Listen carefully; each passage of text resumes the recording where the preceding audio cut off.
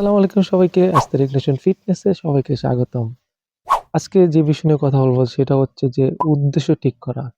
আমরা কিন্তু অনেকেই অনেক কিছু করতে চাই কিন্তু উদ্দেশ্য ঠিক না করার কারণে কিন্তু আমরা ফিটনেসের লক্ষ্যে পৌঁছাতে পারি না। এটা ফিটনেস হোক যাই হোক কিন্তু আমরা কখনো লক্ষ্যে কখনো পৌঁছাতে পারবো না। এইজন্য আমাদের কি করা উচিত?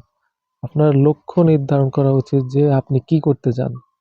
লাইক এখন আপনি মনে করেন আপনি ওজন কমাইতে চাইতেছেন বা বাড়াইতে চাইতেছেন বা মাসল গেইন করতে চাইতেছেন। কিন্তু আপনি যদি আপনার লক্ষ্য যদি ঠিক না করেন, তাহলে কোনোদিন আপনি কোনটাই করতে পারবেন না।